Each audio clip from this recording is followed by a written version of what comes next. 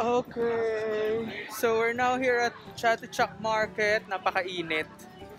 Maghahanap muna kami ng pagkain ng kapatid ko. Kasi gutom na siya. Masakit na daw yung ulo niya. Dahil wala pa kaming breakfast, wala pa kaming lunch. And then yan. Ito na kami sa Divisoria ng Thailand. Ano daw? Mimili kami dito. Oh, yung ganda ng damit to. Oh. Okay. Haggard na haggard. Dito kami ngayon sa Chatuchak Market. And then, since nagugutom na yung kapatid ko, umorder muna kami dito sa isang parang karinderya sa Pilipinas. Ako, umorder ako ng tom yum. And then yung kapatid ko is noodles din, pero pork wonton. Isa kasi sinabi nung nung Grab driver na nung dumating kami dito sa Thailand is mag-try kami ng pad thai and tom yum. So yun, tatry ko yung tom yum nila para mahusgahan yung lasa ng tom yum. And then, ay isa pang napansin ko dito sa Thailand, lahat may bayad. Ultimo ice may bayad. 2 baht yung ice. And then yun, bukod sa mahal yung water, mahal din yung ice. Kasi sa Pilipinas, diba, libre naman yung yelo pag nanghingi ka. Tikman ko na yung tom yum. Feeling ko mukhang maanghang kasi ang daming spices. Yan yun.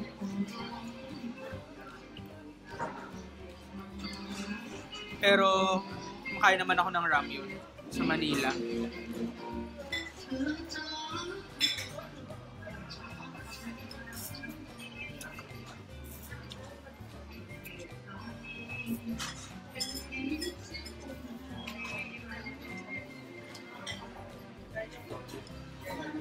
Maanghang.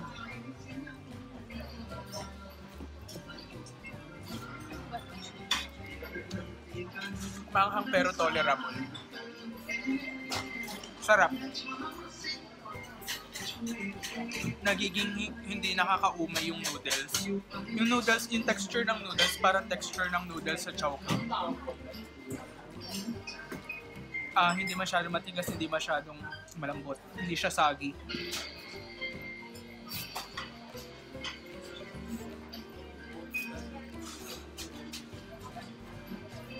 Yung gusto ko, yung parang siomai nila, ang kapal, siksik yung laman.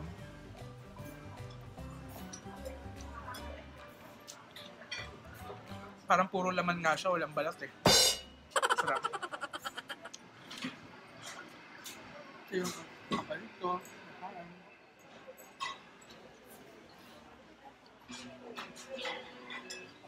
So yun yung area natin. Di ba parang palengke lang talaga sa Pilipinas?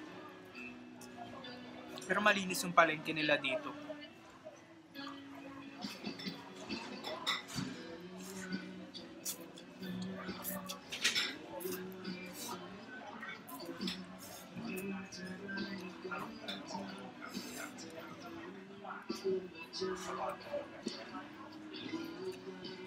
Pwede exchange sa hipon. Kailan mo na ba isa? Kapagpalit ako sa isang hipon, kapalit ng parang siomai, kapatid ko. Gusto ko lang matry.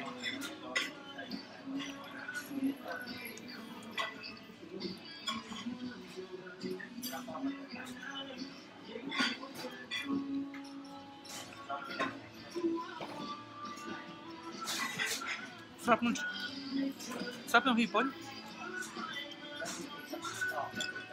Kalasa niya yung hipon sa Causeway, no?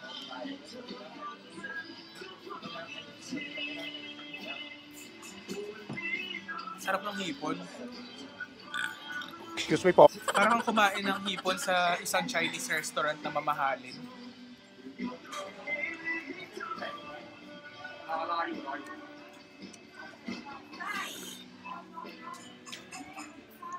Ubusin lang namin itong food. Magsisimula na kaming mamili dito sa loob ng Chatuchak Market.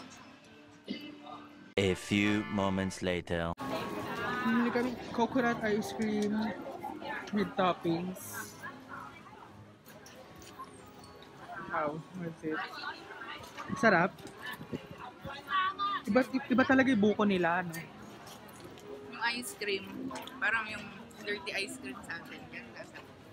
Eh, yung toppings. Ito wala din siyang lasa. Ewan ko ang tawag dito. Parang matigas, crispies, parang ganun. Pinipig nga. Pero wala kang lasa. Ano?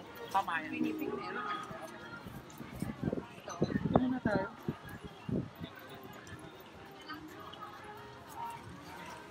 Hindi ko alam to. Hindi ko kamote.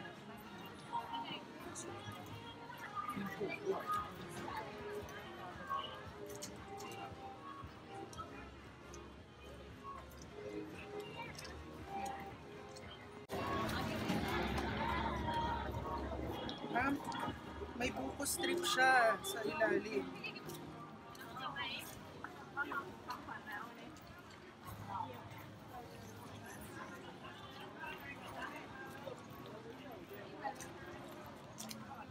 Sarap ng ice cream. Hindi mo siya kalasa ayun sa... Dirty ice cream. Ano, mas malinamnam yan. Oo. Mas malina, mas clean yung lasa.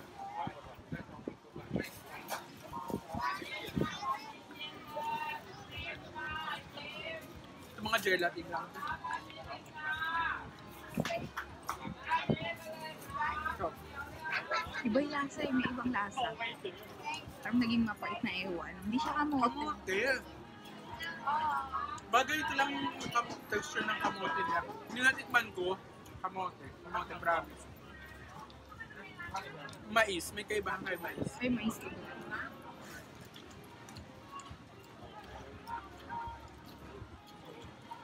Parang sa Pilipinas na.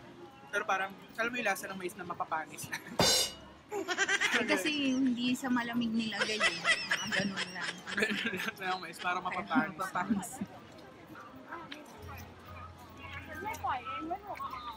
Sarap. Hindi siya nakakaumay. Hindi rin siya ganun katapos.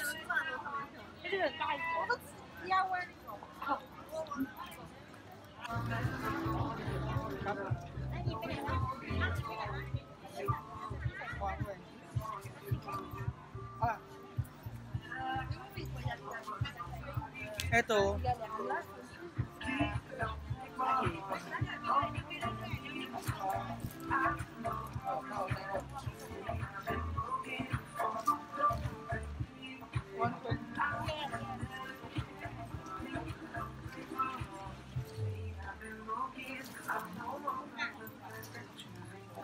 Bumili ako nito kasi dati nung nagkasakit ako sa Ortigas, yung kakondo ko, binigyan ako ng ganito. Nung una akala ko pa, sa Divisoria lang niya binili. Pero ang thoughtful niya kasi sinisipon ako nun eh. So katabi ko siya para magkatabi yung double deck dun sa condo. Akala ko sa Divisoria pero nagulat ako. Ito pala siya sa Thailand binili. So nag-Thailand na yung kakondo ko na yun. So yun lang, wala lang. And feeling ko effective to kaya marami. And then 6 pieces, 120. So 20 pesos isa? Oh, 20 pesos isa. Oh, ay, 20 baht ang isa. So, murang-mura. Let's go. Ano ba to? Gatas. Kailangan ba? Siyempre.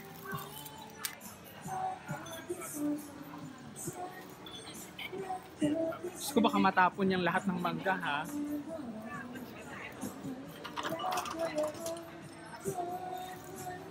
Walang gatas. Kasi walang gatas eh.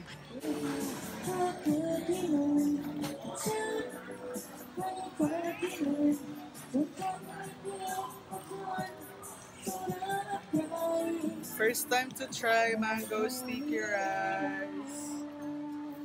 Legit from Thailand. 60 baht. I don't know if it's expensive. Let's try mango first.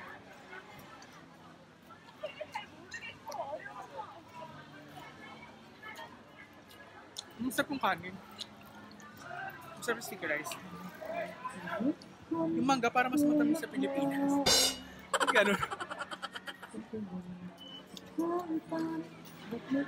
Sabi nila mas matamis. Mas matamis daw yung mangga sa Thailand. Pero para for me, parang mas matamis pa rin yung mangga sa sa Philippines, sa Manila. Pero masarap yung rice. Para siyang suman. Pero like, parang level up suman. Ganun. Masarap yung milk. Tayo mo may milk.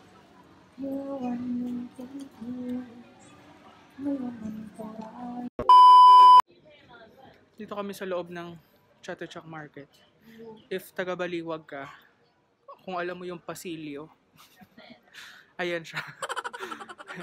Parang nasa Pasilyo kami ngayon. It's okay. Kapatid ko, bumili kami ng duster ni mama. Ayaw, maganda. A few inches later. Alright, so pauwi na kami from Chatuchak Market. Tapos kami around 5:30, natapos namin bilhin lahat ng gusto namin bilhin. Wow, yaman! May 5:30. Tapos wala lang, habang naghihintay kami ng Grab, na-realize lang namin ang kapatid ko. Yung mga bagay na na-notice namin dito sa Thailand. First, parang ang social kasi una, napansin ko, may taxi dito na Isuzu MUX. Wala naman sa atin. Tapos ano pa ba? Kasi ito ngayon, naka-grab kami ngayon, going home to Kausan sa hotel namin. Ang grab namin is Ford Ranger. Wow! So, yun. Ito ba ang social? Yun lang. Kakapagod magmamalengke. And then, uwi lang kami. Maliligo, mag-freshen up. And then, maghahanap kami ng Thai massage parlor, Thai massage salon. Tapos dun kami. Tapos after dun, that will cap up our day. Then tomorrow, day 3 na syempre.